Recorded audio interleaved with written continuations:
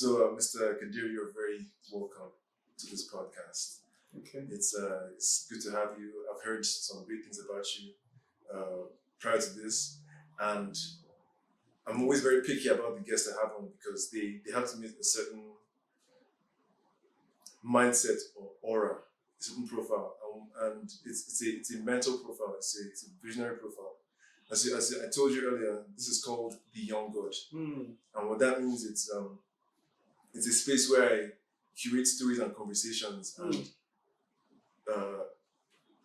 promote values that like individuality, creativity, truth, having people that embody a visionary mindset. They're doing things that are difficult, doing things that are testing, doing things that are, contributing to the beauty in the world. Life is, for the most part, sometimes can be very, very ugly and annoying. So when somebody is out here doing the most of what they have, trying to be the best version of themselves, that's an energy that I like to connect with. That's the energy I want my listeners to be able to hear and be like, this is the kind of energy I needed today. This is the kind of person has, his story has helped my story. You know what I mean? Because there's something I always say, storytelling, or rather telling your story is the secret to survival.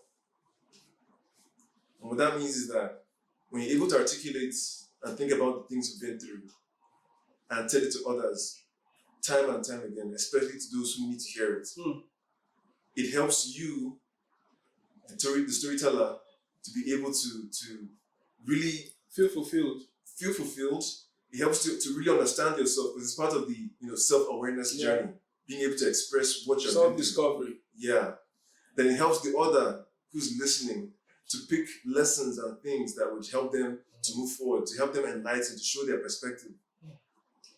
And so, Mr. Kadir, I'm here because I want to know your story. I want to know how Mswitch Media, if I'm correct. I say that right? Yeah, Mswitch Media. Mswitch Media. From the name, I want to know how you named it. Why Mswitch? I'm a branding guy, so I like to know how brands begin. Okay. What inspired you and what you want to do going forward? So first and foremost, you said you welcomed me to your podcast. I'm also welcoming you to my office. It's nice to meet you, and I hope it stays that way. So again, my name is Kadir. As you rightly said, I'm an entrepreneur. I'm the founder of Mswitch Media. Of course, essentially what we do at Mswitch Media is to promote or develop individual and brand expressions through visual storytelling, which I've mentioned. It can be in form of product videos, short films, and documentaries. Prior to now, so I have a solid tech background. About 14 years ago, I started my first company in tech. It's called Tech Specialists, and I was providing, the company provides tech support for government agencies and international development organizations. So as you would know, as an entrepreneur and also someone with a very, with a tech background, what we do mostly is, we deal with ones and zeros. We talk to machines. So most of the time we're using maybe our head. We often miss the opportunity to tell our stories. And for me, it's not just the story of our successes, but also that of, our failures and also fears. In telling these stories, it helps others, they get inspired. They can also dream, I was successful. This was the way I was able to maintain my success, sustain it. You know what, at some point, all these things that you're seeing, these rosy things, these are things. I lost my health, along the line. I lost some friends, along the line. You lost some valuable things, even, things that are, monetary as well. But that's the price you have to pay if you have a goal and you have a dream. Nobody would stop you. Well, nobody should stop you from, dreaming and from actualizing your dream. The only person that can actually stop you is yourself. So, so knowing that, the fact that, that opportunity of telling stories has always been missing, and I wanted a platform where I can make that seamless, where I can easily tell my stories and others can also tell their stories.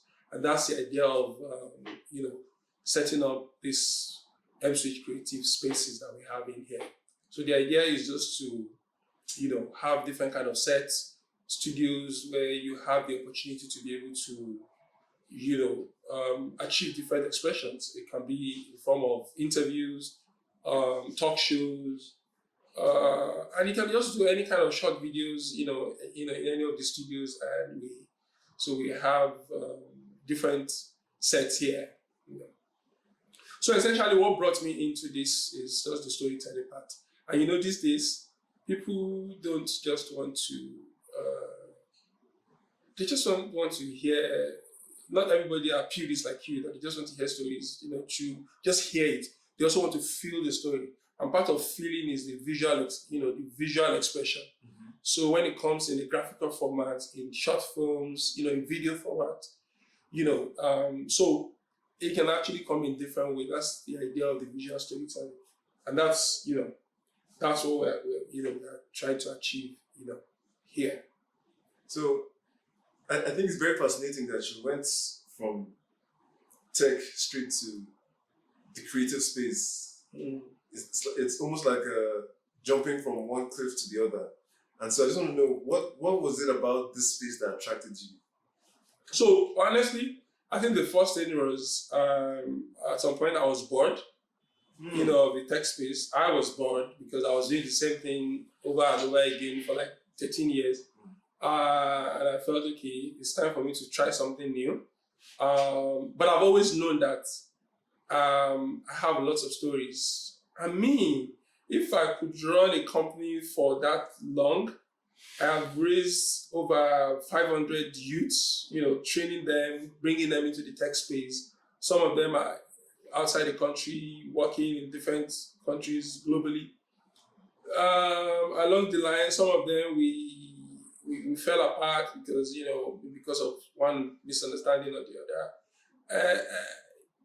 I was able to serve a lot of organizations with IT platform, both within government and international development agencies.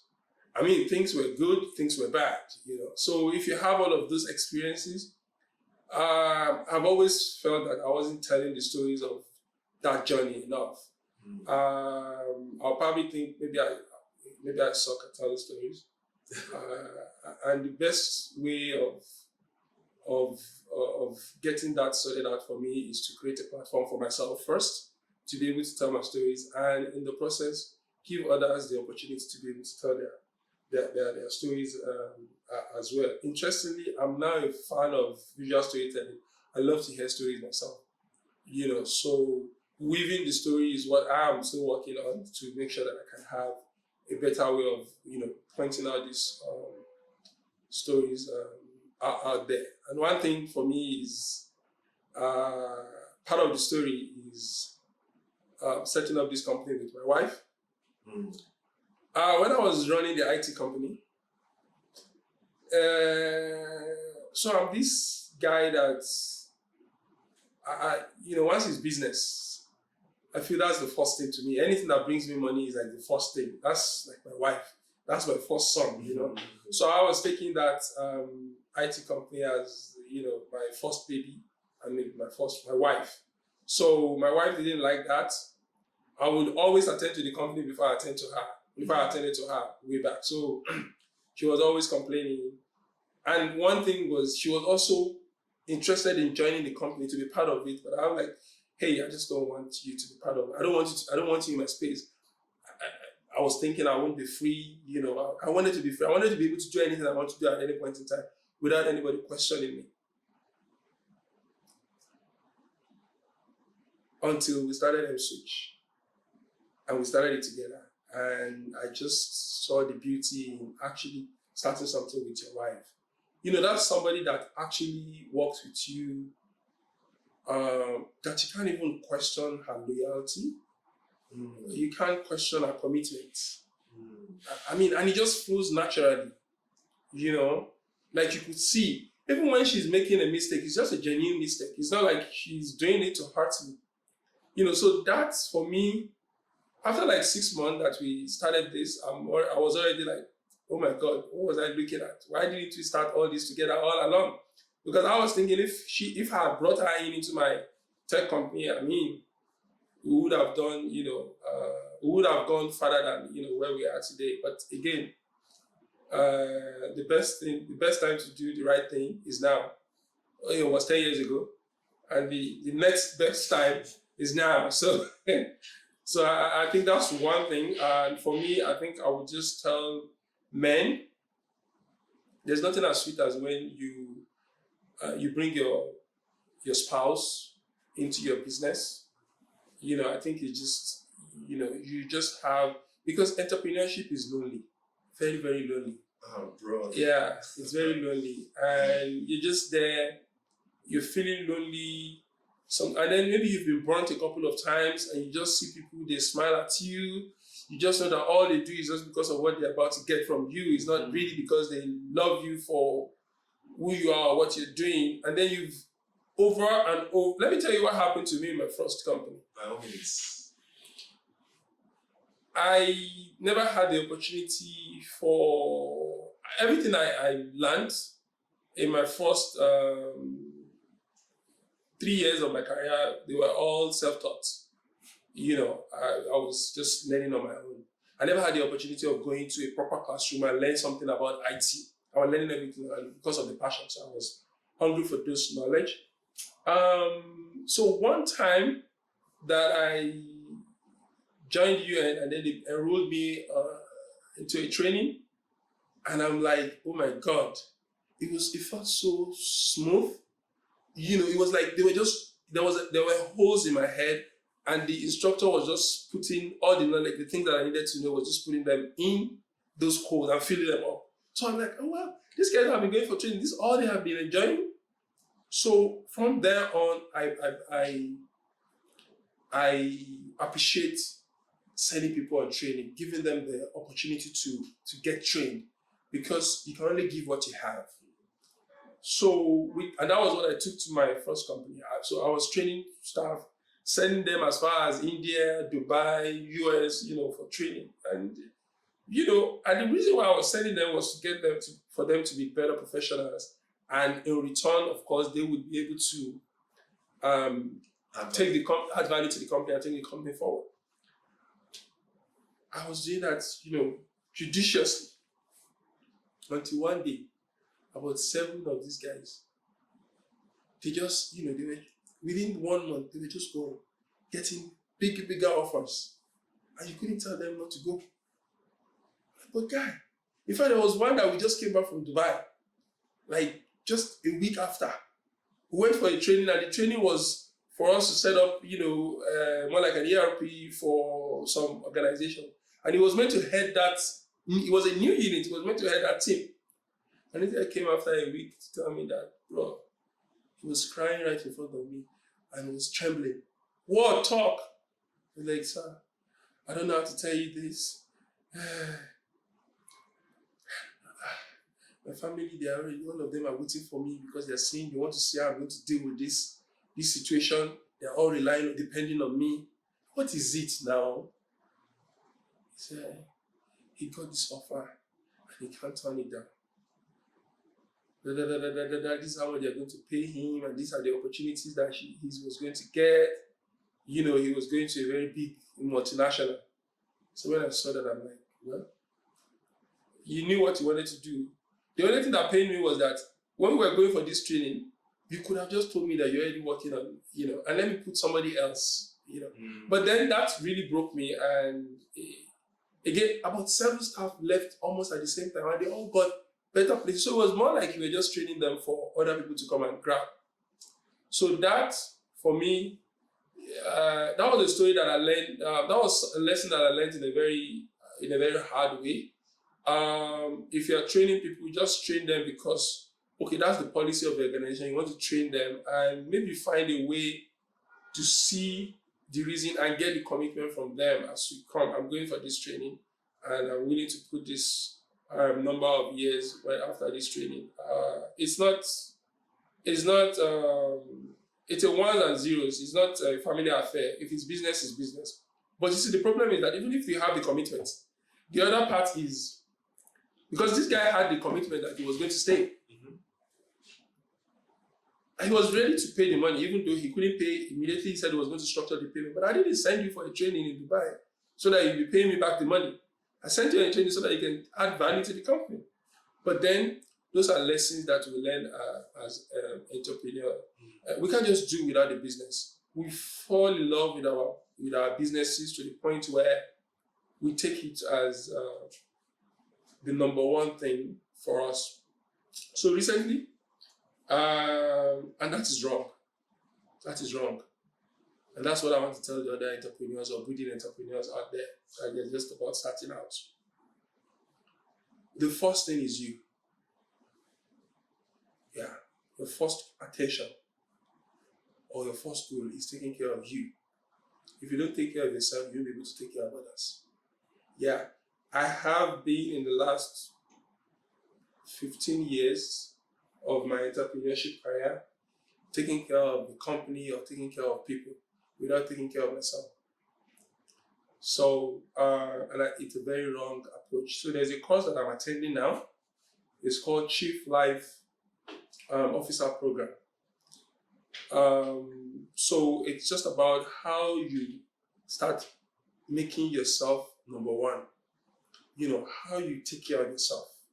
You know, making it a job description and a point of duty that you want to take care of yourself, you know, attending to your needs, you know, both emotional, psychological, physical, spiritual. You know, you need that. And I think all entrepreneurs, they need to start learning that before it's too late. Because in the process, you lose your health. You realize you lose your health, you lose relationship. Sometimes I find it hard to sit with my kids and really connect with them because most of the time I'm chatting, I'm looking about how the next proposal, the next meeting I'm going to have. And so when they're with you, you're just talking to them once and twos, you know, you're not really connecting because all you know is business. That's the first thing. And we're always proud about it. We feel like we wear it like a badge of honor. Oh, it's my business first, you know, but it's wrong. You are first. Yeah. Wow, you've said a lot, and there's so many things I want to pick. Am I picking at what you said about boredom in the beginning, working with your wife, and now you know the hidden, the dark side of the moon of entrepreneurship. People see the glamour of it. Yeah, that's what people always see. Oh, yeah. It's traveling everywhere. It has money. Yeah. But the boredom, and this is what. So my wife working with me here. So we can still go back home and still relate. We can talk about work. Oh, this person did this today. What do you think about it? Do you think we should let it go? You know, so at least you have a companion that you can, you know, really trust and talk to. You know, I can tell you firsthand how lucky you both are for two reasons.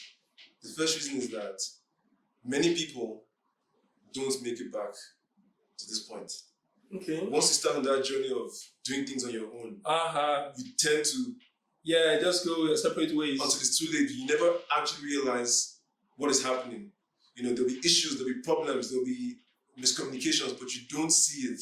Yeah. You know, and then there's never a chance until maybe 40 years down the line, and then you're having maybe issues with your kids or something, and then until someone maybe is from the outside looking in, analyzing things, maybe a therapist or just someone who has the eyes for it, they will not understand how this happened. But the family, the both of you are there, you don't understand how there is so much distrust and miscommunication and resentment. And it boils down to even, you know, what's the succession plan? You know, how do you get longevity for your company if, you know, because one thing about succession is not about competence.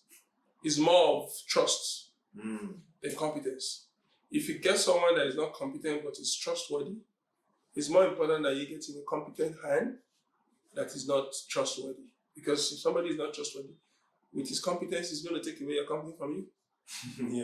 He's going to take away your client from you. So but when you have a trusted hand, then it's a lot easier for you to be talking about succession plan. And it's very hard these days to see people that you trust. They are out there. They don't have to be your family members, but it's just hard, to get. Another beautiful thing I noticed, and I'd like to touch on, is that it says a lot about a man who is able to see the value in his wife, not just as someone who is, in traditional. When you think of marriage, you think of someone, and you're bonded by this commitment or contracts, whether it's religious or moral or whatever. Yeah. But it's still something that you tend to have a separation of church and state. Okay. So you think she's only good as a wife and nothing more. Aha. You know what I mean? Yeah. Yeah. So it's always fascinating when a man is able to see that in his wife and take advantage of that. So for me, interesting. Okay, that question deserves you to have your whiskey. Underestimate. Yeah, how we really underestimate people that are close to us. Right. We overlook them. We just, we kind of they're there, every day. So, but until when we started this journey, and then at some point, I just realized that anytime I'm not around, and then the thing that she would do behind me, and I'll be like, oh, wow, that's, I didn't even think you would have done that. She'd be like, wow, thank you. Wow, what have I been looking? What was I thinking, really? Because she kind of brought sanity into my life around this. I think I've worked for a while that I don't think I should keep working. Yeah. I think I should just be having fun. Enjoy life. Yeah, because trust me, I've really done stuff. So there's this book that I read one time, and I think the book was just talking to me. It was more like how you secure yourself, how you secure your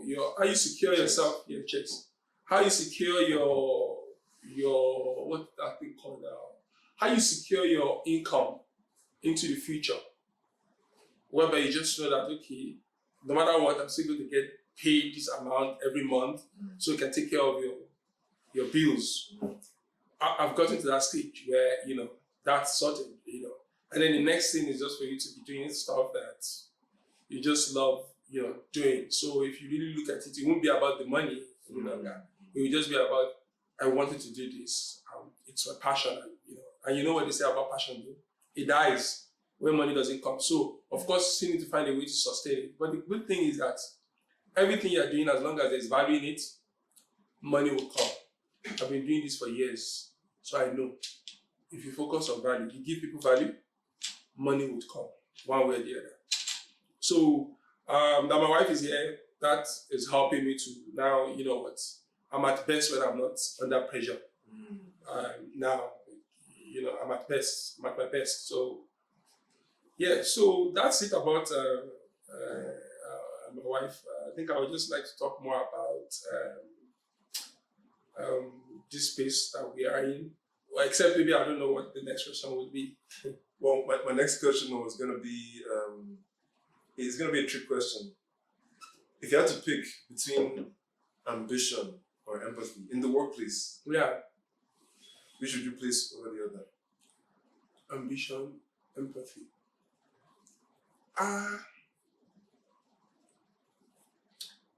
Honestly,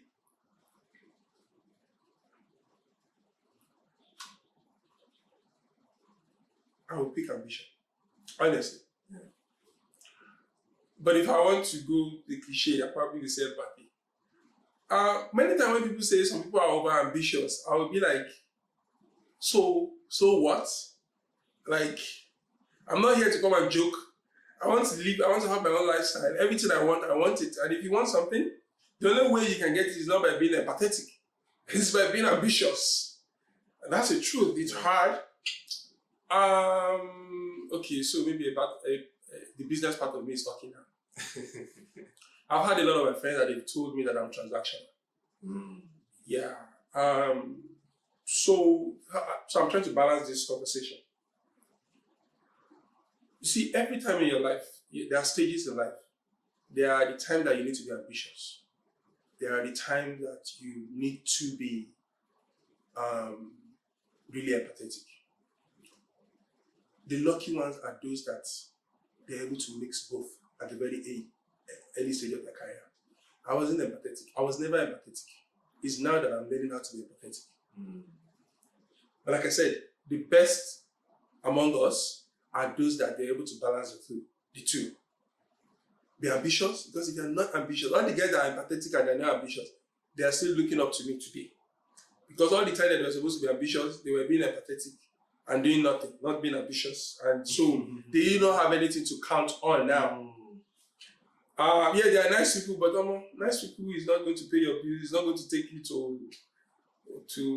for holidays in Bahamas. It's not going to, even your family members, when they need something from you, they don't want to be hearing you being empathetic if you are not dropping money at the end of the day.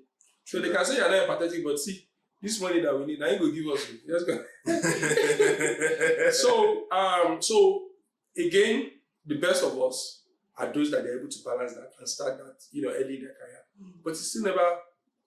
But instead of you just being empathetic from the beginning and not being ambitious, I think it's wrong, because we have that stage when we're still young, hungry, we have the energy and we have the time. Guy, use it to be ambitious.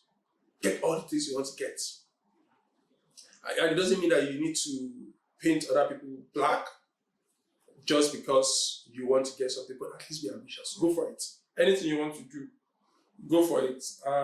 If anybody comes your way, you might do what you have to do to get you that. Right. I think so. Empathy is a tool that is best deployed strategically. It's not a tool you just have always on. People use it, even often mistake empathy for kindness. Not even that. But you're very spot on. Ambition, I think I'll put ahead as well, because there's just something about having the drive to go through an obstacle that, is good for the individual to have, right? An individual, and maybe for his family, and maybe for his organization.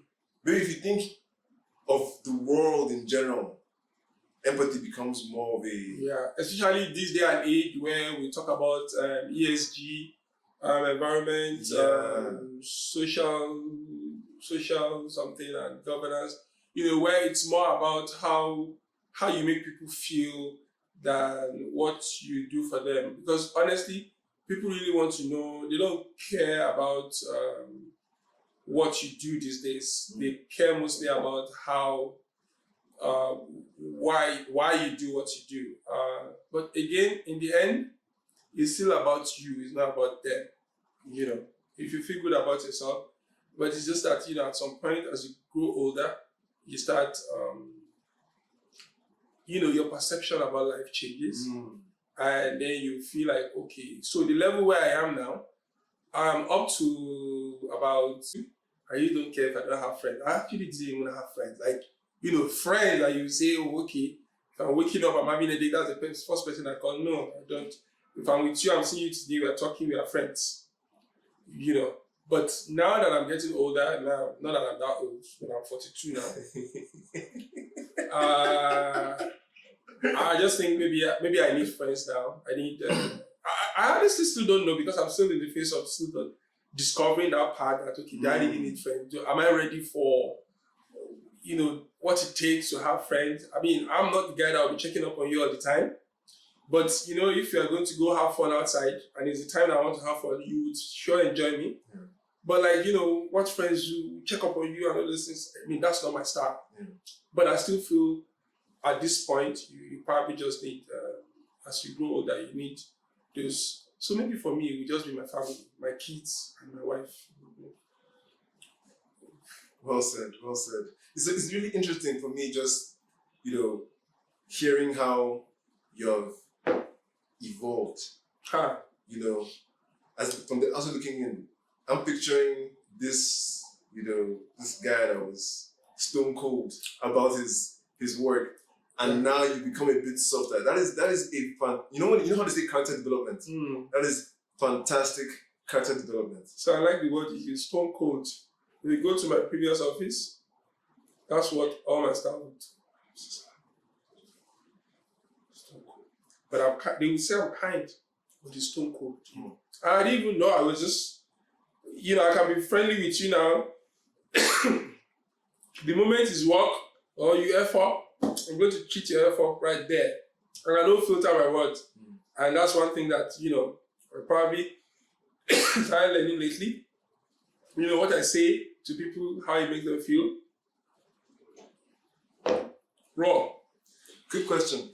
Does knowing that your wife is around also like somehow apply some kind of like control? It gives you some kind of, levity in that, like an invisible control fuse. Not in a negative sense, but more like, someone I care about and someone that I respect more than anybody here is here right now. And, I need to think through this to be sure. One of the things that I enjoy having around is I just know somebody truly has my back. Right. I'm not here to be running this space. What do they call it? To be running it, full time. Like I'm just here to chill. Yeah, I love it. Yeah, it's the only reason why I'm stressed is because we are still setting it up. I'm not the day-to-day guy. I don't care about all those. All I want to do is to set a pipeline. A pipeline that give values and can generate revenue. That's all. Because I'm a social engager. I mean, I get my businesses through going out there, talking to people, meeting people, and networking. But I honestly don't think it's because she's around. That's why I think it's just self-awareness. Okay. I think I've just gotten to a point where I've heard it several times. People tell me that I'm not, the way I talk to people, they just sometimes I will talk to some people and they will say, man, throughout that day, they were not just like, is it, like I'll be like, really, I did that. I was just being honest.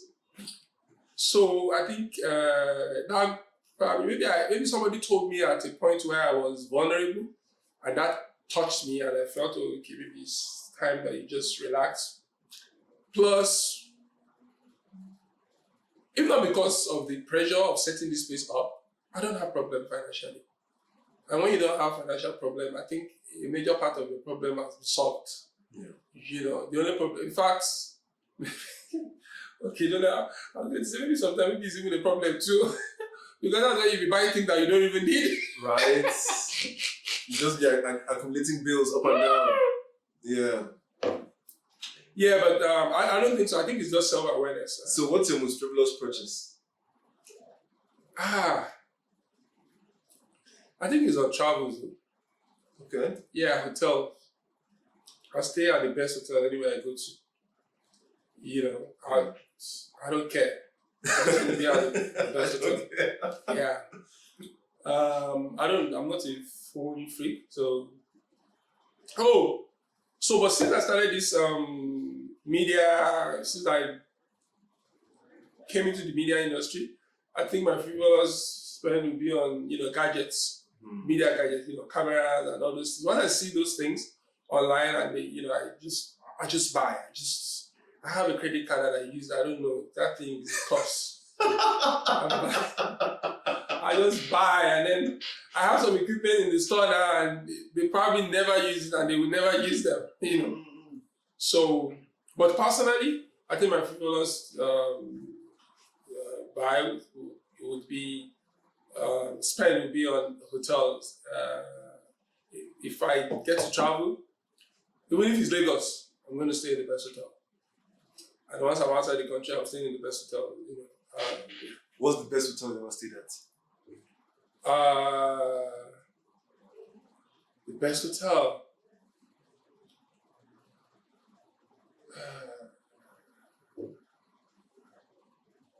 That puts me on the spot. You've been to too many. Yeah. Crack your brain well, Mr. Kadir. Sip the milk also. Let it.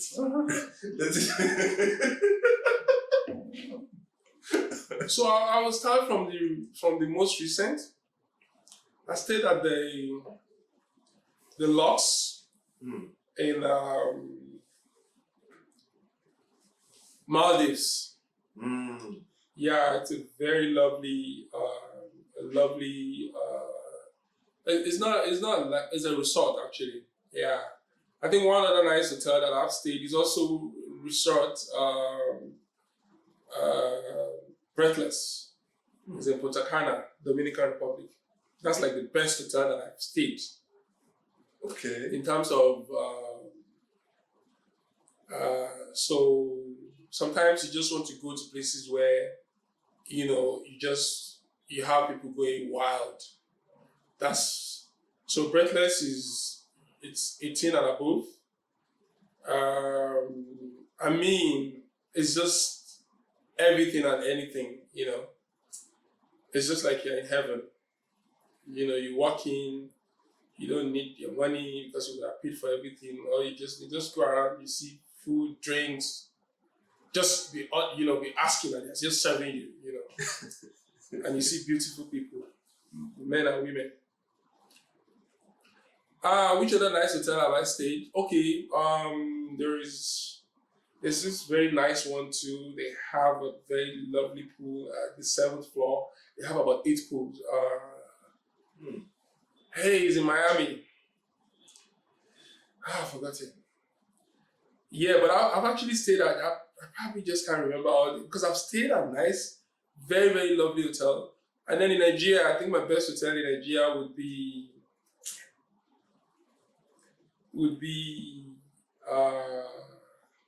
Radisson Blue Ikeja. Yeah, surprisingly. Yeah, because of the room, the coziness. The environment is not that fantastic, but the room is really, really, like you can just stay in there and just don't even bother coming out. Yeah. Okay. That was a nice segue. Now let's get back to Mswitch. So tell me about the company culture you're trying to build here. I'd like to know what's going on in here. So first, in case I didn't mention, it's a creative space. It's the place that would allow all creatives to be able to showcase, explore their talent. One thing that we have noticed for me, working in the media space now, is we depend largely on creative professionals to get our stuff done. And I realized that the problem is not shortage of talent, rather is the ability for those talents to realize their potential. And there are like 3 things that wouldn't allow that to happen. One, having this right space, where a space where you have the right equipment, the right set of, structure that will allow you to express your creativity. And do your best work. Yeah, do your best work. So that's what I had in mind when we were setting up this space. 2 is to have the right mentors, people that can guide you. And when they are guiding you, it's not because, talent is raw. You need something to refine the talent to convert it to business. You have a lot of talented people out there and they're just roasting. So you need people that can guide you. See, all this thing you're doing. We're just having a conversation in the boardroom just before you came in. My guy did a video of an artist, and very lovely video. They show their talent. But then we were like, okay, so what is this for us? You have done this fantastic work. You didn't put anything, your name is not there, call to action is not there. What's that? You just wasted effort. So you are seeing people that are guiding you on how to turn your talent into ventures, how to turn it into a spinner, how to sustain it, how to grow, So, and that's what, we're trying to set up here as well by building a community of creatives. And we'll call that an archive. So we want to build community of creatives with that, and they can leverage on the facilities we have in here to be able to, express themselves creatively. And the last thing will also be, money, finances. So, which we are also going to, as soon as we put all of these pieces together, we're sure we're going to get some fund. We're going to get some funders to, work with us and see how we can actually inspire, equip, and train these young talents within our community to be able to export their talent outside, even the country, the shore of Nigeria. So that's what we're looking at. The culture we're trying to build here is the culture of first, you want people to have creative problem solving. Has to be one thing that is key. You don't have to have everything to create. You just need to look at what you have to be able to create things. So that's one. Two, sense of community. You're not alone. You work with others to get the best, help others. In helping others, you're helping yourself to become a better person as well. So that sense of community is important. And then thirdly is just anybody that walk in here, give them a wholesome customer experience. Like you just feel like home. Warm. You just want the people to give you that, to give you as much support as they can. And with that, I think the best of us will always come out when you're in such an environment. And that's what we're trying to build. You have a lofty, ambitious project ahead of you. Yeah. And you're gonna... Oh yeah, I was going to talk about, unveiling this place, the event we're going to be having. But I'm still supposed to take you around to see the space. So we're going to be launching this place. Two things that I want to be launching. We're unveiling this space for people to see and the potential of this place. We're going to be sharing some videos for people to see the kind of things we can do here. The second thing is that we're going to be launching the community we are building. It's called Archive. Archive means, the arc means like a space. And then the hive is a community of creatives. So it becomes a safe space for creatives to be able to come, connect, create things, and get inspired, And most importantly, they can fend for themselves because in the process, they're able to, showcase their talent to the world to see, and then from there, they start building their own entrepreneurship journey. So it's going to be a 4-day event, and it's starting from 27th to 30th of September. That's next week.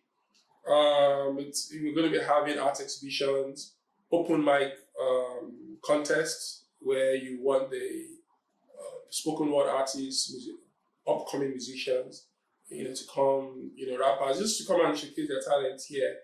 They have the option. They have the chance of winning up to $200,000 naira.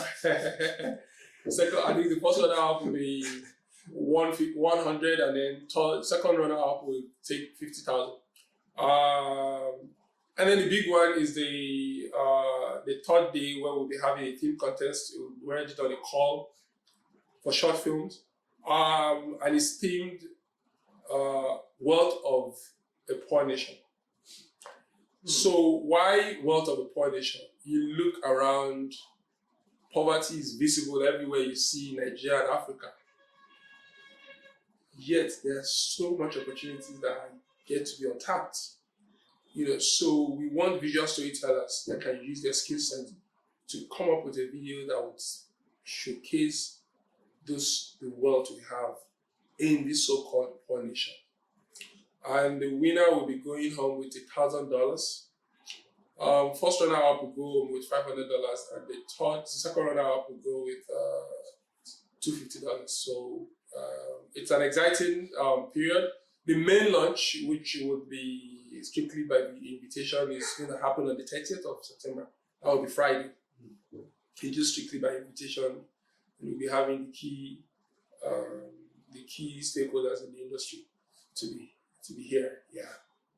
So the art exhibition is going to be running for 3 days, and we're going to be having some of the finest artists in Abuja to showcase their stuff in here throughout that period.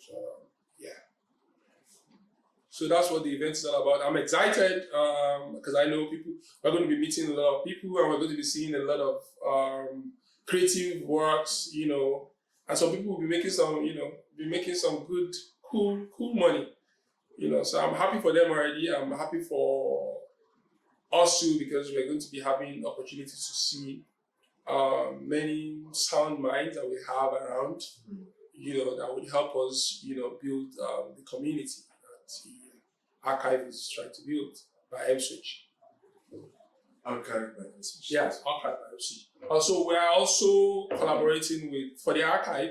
We're collaborating with people in the film industry, advertising industry, and the academics. Academias. Yeah. Top on the list is Chris Ode of Social Films. We also have Elijah, who is the creative director at Takeout Media. Mm-hmm. They will also be, collaborating with us to have to take archive to the next level, to build that community and inspire this young one, train them. So we're going to be having series of online trainings and sometimes in-class training, time to time events and competitions. Mm-hmm. So exciting time coming. Exciting times are coming. Yeah. Okay. So do you like she undersold it now that Okay. now that I think about because it. I've not been talking since she joined us because I've been under the weather. Mm. So hopefully you'll be above the weather by the time the launch. Oh yeah, I'm pumped up, fired up, ready to go. One thing though is what we're doing now is actually what I say doing as we move on. So I see this place as I want to make vodcast. I want to make it very seamless. And we don't want anything to waste, any discussion to waste. So you come in today, you're talking with a friend there, you start a nice conversation, and hey guy, pause there. Let's come here. Because everywhere you have here is a set. Yeah. And you can just go in there, put the camera, put the mic, and then you just start talking. And people can dial in, So that's what I want to have, in a place like this. There's a line there where you can decide that that's where you want to talk, bring the camera, and you just start rolling. Because you never can tell what's that thing that people would learn from, what's that thing that will get them inspired. So, that is actually the story behind this podcast. I have a gift for just starting conversations about anything. We can start and people will just begin to, or the person I'm with will just begin to say things and we'll start to vibe and it just becomes something. And so I thought to myself, I wish I recorded that, And so that's how the journey started. So I started off recording conversations, and then when I saw that the audience was building and this was actually making sense, that's when I now committed to it, to this craft, that this is something I wanted to. Yeah. So you made me. So when we started this, and I think they would agree to the fact that I've been flowing since. I haven't flown like this in a while, simply because this is what I wanted to do. But the thing is that as soon as I face that camera, everything just goes away. But because I'm talking to you, it's conversational. Yeah, I'm able to say a lot. And I told you, there's so much thing. This baldness that you're seeing is not for free. It came as a result of experiences, lessons, burnt out, like burnout and different failures and successes, So, and it's just important that you say these things out for people to, to learn from. I've met all kind of people, top to bottom. We have learned from them. I've heard things, and you've seen people fail. You've seen people succeed and fail. You've seen people gone through stuff. You can use that, share that with people and let them know, hey, that's not the way to go. Or just even encourage people that you see that they are still struggling. And I have a gift of when I see people that they have it. I can tell. I've developed myself to a point where I could tell you once I see that, oh, you have this. What you're just lacking is direction or someone to just help you, to lift you up. Yeah. But I haven't been able to do that in a very long while. This gave me the opportunity to do that. And when I was setting this space up, this was one of the things I had in mind. Like, I just want to be in my office. My friend come, we start talking, and then people record it, and then again, they want to ask questions. How did you get to where we are? When this happened to you, what did you do? And you're happy to just say that things. We at some point, we just like to. And there's the thing about, our generation, I don't know how but people like us just feel like, okay, everybody's talking about, if it's either you're old or you're minister, governor, or you're young, Gen Z, and people start talking about you, you're everywhere. But between that 35 or 30 and 45 or 50, nobody talks about you guys. And then you start feeling, we're also part of the society, but why is nobody ready to hear about us? Like, what's going on? So that's one of the things that I wanted to create an audience for that as well. I'm glad you mentioned that, because you'd be surprised. So you asked about what generation I'm in now. Yeah. So I'm 31. Oh, okay, so you're not Gen Z. I'm millennial, yes. And the core of the audience that I'm able to build are people within the Gen Z. Ah, okay. Yes, and you'd be surprised because, there's audiences of all kinds of age groups, but the ones that tend to grasp the most value, because I always say that some of these things we talk about, they don't serve people of my age that much, because we're so set in our ways, we're so entrenched. It's for those guys that are just coming, if they will listen though. They will listen. But see, that's the thing, it's not about how you put the message. That's where the thing, and that's why podcasts are important. Yeah. And with video, right? Video is of such that you have to be watching it. You have to be focused on it. But podcast is just, you're listening subconsciously. You're doing whatever you're doing, you're lying in bed, you're ready to sleep, and somebody's, or two people, and you're like a fly on the wall. And that's the beautiful thing about it. It's not, you feel like you're in on a conversation that you shouldn't be part of, but you're allowed to be there. Yeah. So you're eavesdropping. You're eavesdropping, and then from time to time, because I know I like to break the fourth wall, and I'll now like say something, oh guys, by the way, so and so is happening. Just talk to them, then come back to the conversation. So, finding ways to just emotionally engage people and not just feel like, you're being interviewed. You're throwing. Oh, okay. So the audience now throwing information at them. Yeah. Or just talking useless banter. It's find that combination of both. And we grew up to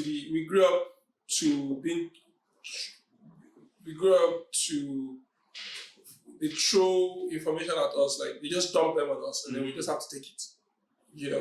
These kids nowadays, what is this now saying? What is saying? You just heard the empathy, this thing I talk about empathy. Yeah. Right?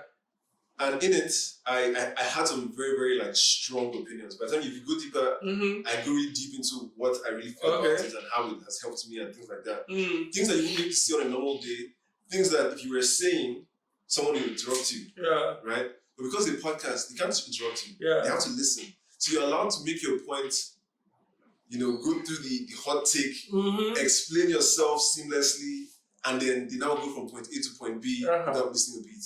So it's the beauty of that medium that is so underrated. And, fortunately for me, starting in 2019, it was just about COVID started 2019 or 2020? 2020. Yeah, just before, when COVID hit was when my podcasts even became more because people were at home. They were home, and, at that point, my voice became like it drained people for depression. Depression? Yeah. No. Funny thing is, I've had a person tell me that their therapist recommended my episode. Oh wow! Yeah, in Scandinavia, as in Switzerland, a Swiss therapist is recommending the thing, or a woman from Uganda, she sends me a message that listening helped her during her postpartum. Oh, wow. So there's all these little things that let you know that this can be an aid for mental health in some way or form, but that was not the goal. It was just creating something that was nice. So it would be a bad idea if you now realize that. So all you now need to do is to do more about it. I went on Cool FM this morning. I didn't even know. I'm just learning how to be out there, because they've told me that I will be out there a lot more these days with all this that I've set up. I didn't even know until recently that I realized that, okay, it looks like we have something big here. Oh, really? Yeah. So I put it on my status. A lot of people logged in, they dialed in, they recorded, they were in their cars or in their home, they recorded and then they sent it to me. And they said the thing that said, during interview at the radio, and they said, "Oh wow, you spoke so well." I go, "Really?" I mean, so what that meant for me is self-doubt, get rid of self-doubt, and always show up as much as possible. Always show up. Yeah. Always show up. Yeah, always show up. I have a quote that I have in a shirt. So I sell merch on my podcast. It says, "Blessed is he or she who shows up." Yeah. It's very important in this. Yeah. So one of the things that I also feel that I hope I'll be able to help a lot of entrepreneurs with this space is to create something that would allow them to start speaking up. We are so afraid to fail that we don't want to talk. We prefer to just be in our cocoons. Yeah. You know, we're so afraid to be. No, it's not to fail is the word. We are so afraid to be judged. We don't want people to talk down on us. We just don't. Or think less of us. Yeah, exactly. So, and it's just in your head. Fear is something that has not happened. It's just in your head. Anyway, I think it's about time I take you around. Yeah. So you can see where we have or what we have in here, and maybe you get have more clarity. Yeah, I just want to commend you before we go out. I want to commend you on this, because this feeling of validation that you got when you shared in your story and you came back, it is sweeter than mother's milk. Make no mistake. Yeah. The more you do this, it's going to come in droves. Yeah. People are going to, when you start to touch the lives. So that's one thing to hear you talk, but by the time Mswitch starts to develop into the thing that's supposed to, and you start to actually make change, then you will know how sweet it feels. Like, do something from a place of empathy, not from ambition. I really can't wait. Yes. Thank you very much. So, Mr. Kadir, that's it for this section of the podcast, and let's go see what you have in store.